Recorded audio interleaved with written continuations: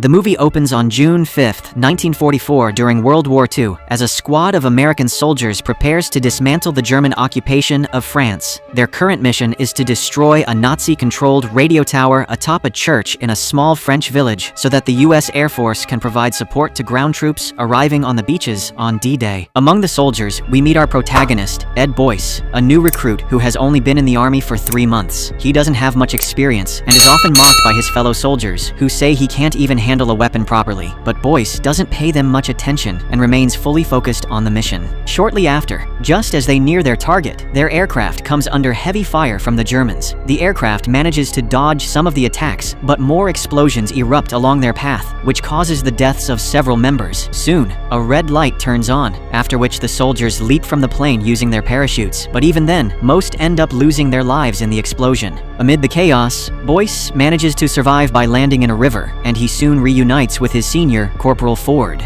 They make their way to the village and come across 3 surviving soldiers: Tibbet, Chase, and Dawson. As the most senior member, Ford takes command and they move on toward their destination. But things take an unexpected turn when Dawson steps on a landmine and tragically loses his life. The soldiers are shaken to their core by this loss, but they have no choice but to continue their mission. Later, as they are making their way to the village through the woods, they suddenly come across a young French woman named Chloe. She immediately runs upon seeing them, but Ford orders them to chase her, insisting that no one can know about their presence. The soldiers obey and quickly capture her, so she pulls out a knife to defend herself. Ford disarms her effortlessly, while Boyce, who speaks French, reassures her that they mean no harm. He reveals they only want her to guide them to the village, and Chloe surprisingly agrees to help them. Next, she leads them to her house and reveals that she lives with her 8-year-old brother and her aunt. Boyce stays behind with Chloe outside, while the other 3 head inside to confirm that she is telling the truth. However, Chloe worries that they will hurt her family, so she follows them and accidentally makes a noise, which immediately alerts the neighbors. One of the old women quickly informs the Nazi soldiers, claiming that Chloe is outside after curfew and should be punished. Upon hearing this, several Nazis show up, so Boyce has no choice but to hide. He then watches as Chloe is angrily confronted by the Germans, who begin harassing her. But fortunately, a senior official named Waffner arrives, and he seems to like Chloe, so he scolds his subordinates and lets her go. After the Germans leave, Chloe and Boyce enter her house and reunite with the rest of the soldiers. They hear bizarre noises coming from one of the rooms, but Chloe dismisses them, explaining that it is just her sick aunt. They also meet her little brother, Paul, who is excited to see the soldiers and wants to play. Ford then sends Tibbet and Chase to the church to see if any of their squad members have survived and gone there. Meanwhile, Boyce is unsettled by the terrifying noises coming from the aunt's room, so he approaches the door to check on her. His heart sinks when he sees a completely disfigured, hideous-looking woman. Just then, Chloe arrives, and a terrified Boyce asks what happened to her aunt. She responds that the Germans abducted her and took her to the church, where they conducted some experiment. It turns out that a German doctor kidnaps random people from the houses to carry out horrific experiments for the Nazis, using tar from the land, which he claims possesses a special power. Chloe then tends to Boyce's bullet wound, explaining that she hates the Germans because they executed her parents as well. Shortly after, the Nazis return to the area and knock on the door, so Paul, Boyce, and Ford hide in the attic.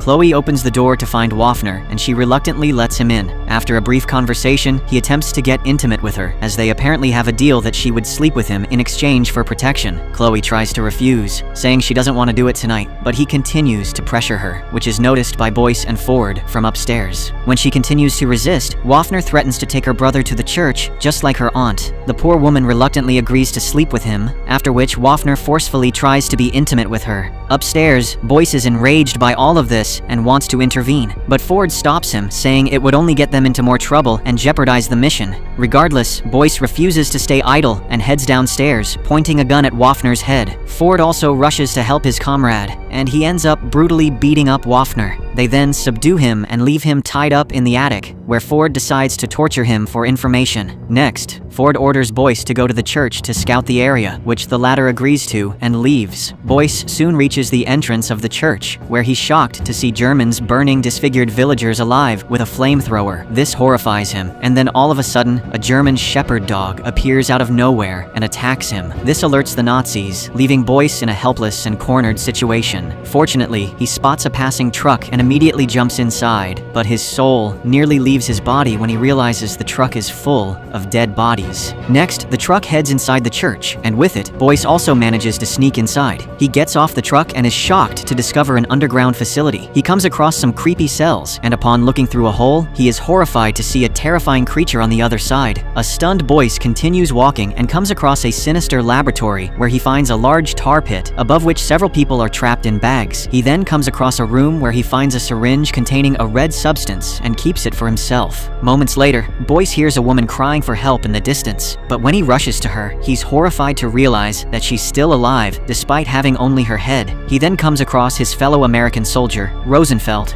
who is tied to a table but has not yet been subjected to the experiments. Boyce rushes to help his comrade, but suddenly a doctor named Schmidt arrives, forcing him to hide. He watches in horror as the doctor injects a dead body with a red syringe and restores the man to life. The resurrected man is then locked away in some kind of morgue. After the doctor leaves, Boyce rushes to help his comrade, who is connected to a very strange device. Boyce uses all his strength, and after a tremendous effort, he finally manages to detach the device, causing Rosenfeld considerable pain. The two now decide to flee before anyone arrives, but they don't know where to go. Fortunately, they spot a sewer and, without wasting time, open it to escape the place. The scene then cuts to Chloe's house, where Tibbett and Chase have finally returned after scouting the area. Ford questions the duo about Boyce, but they have no idea and assume he was captured by the Germans. But moments later, Boyce finally returns with Rosenfeld, and he frantically tells the group everything he witnessed at the church. But no one understands what he is talking about, and Ford is enraged that he didn't even scout the radio tower.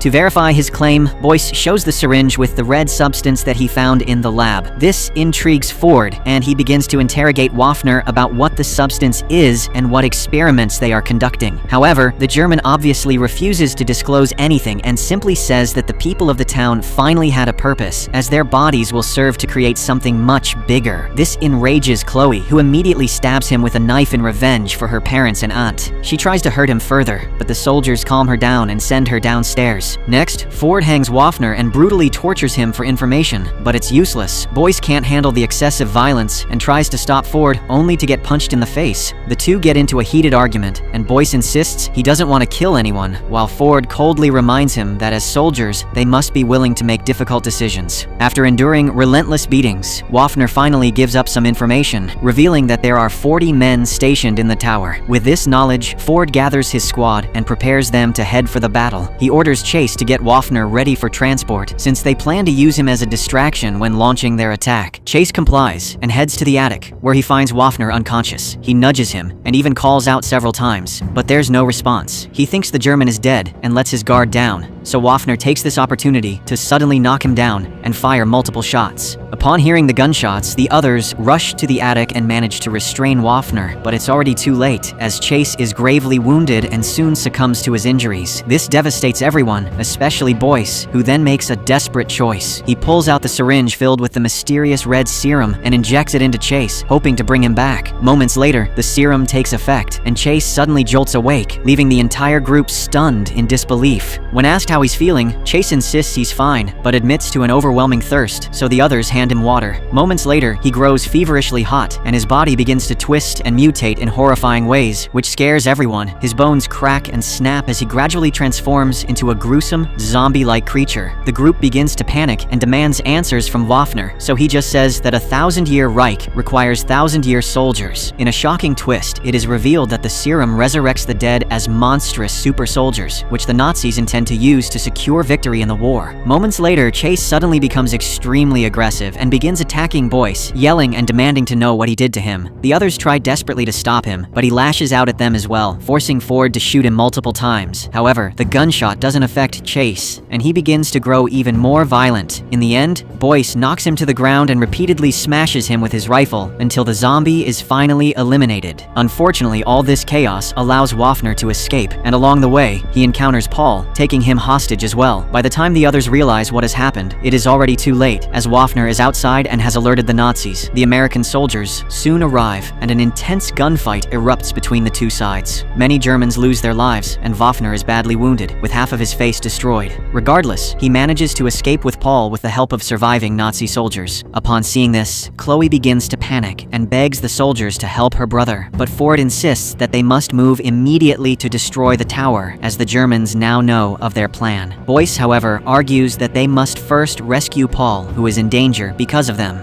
He proposes that they blow up the whole church, which will destroy the radio station along with the laboratory. Upon hearing this, Tibbett decides to support him, and Ford also reluctantly agrees to follow his plan. Elsewhere, Waffner arrives at the laboratory in unbearable agony and desperately looks for the syringe with the red substance to inject himself. Dr. Schmidt warns him that the serum has never been tested on a living person and is highly dangerous. But Waffner, consumed by pain and rage, ignores him and ends up injecting the serum. He lets out terrifying roars as his body violently twists and transforms into a grotesque creature. On the other hand, Chloe comes across one of the Nazi soldiers who now sets his eye on her and begins to chase after her. He eventually manages to corner her in an isolated location and tries to assault her, but suddenly, Chloe begins laughing, and before the man can understand what's happening, he is knocked out by Ford. Shortly after, the same man arrives at the church in his vehicle with his mouth duct taped. The Nazis wonder what happened, and although the man tries to tell them something,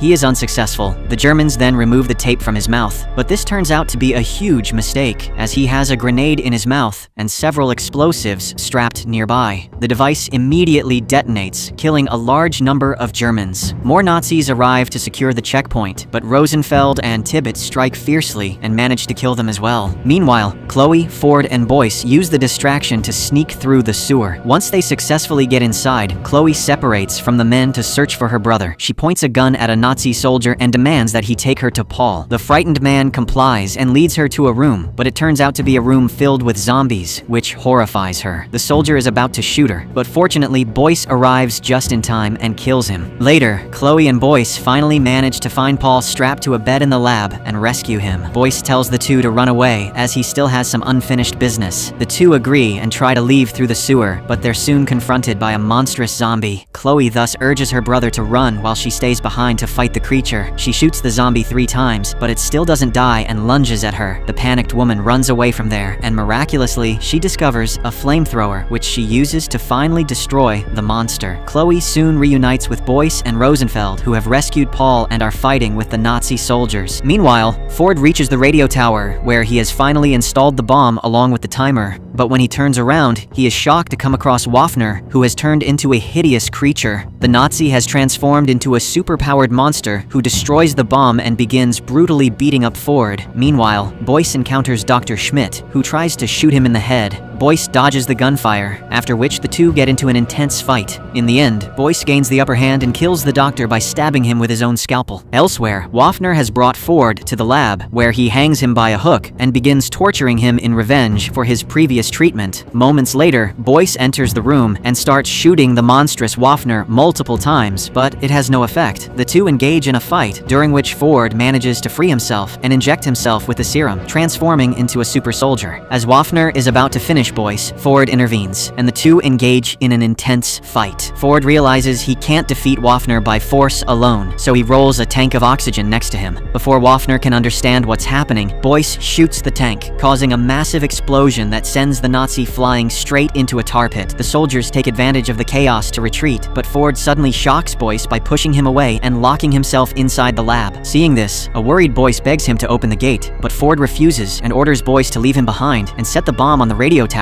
and destroy the whole place. It is because he thinks the serum must be destroyed, and not even the Americans should possess it. Boyce hesitates at first, but upon lots of convincing, he finally agrees and walks away with a heavy heart. Meanwhile, the dead soldiers in the lab begin to rise one by one, and Waffner also gets up again, ready to fight. But Ford soon sets off some explosives and detonates the lab, killing himself, Waffner, and all the zombies inside. At the same time, Boyce makes it to the radio tower and sets the bomb before fleeing the compound. He reunites with the others outside just as the church finally crumbles behind him. Shortly after, the radio announces that the D-Day invasion has concluded in a decisive decisive victory for the Allies. In the final scene, Boyce reports to his sergeant and credits Ford for the daring decision to plant the bombs inside the church, leaving the officer impressed. The sergeant then asks him about the rumors of an underground lab beneath the church and whether they're true. But Boyce lies, insisting he saw nothing there except the radio station, which the sergeant believes. The movie then comes to an end as the sergeant informs him that they will be reassigned to another place instead of going home, implying that the horror isn't over yet.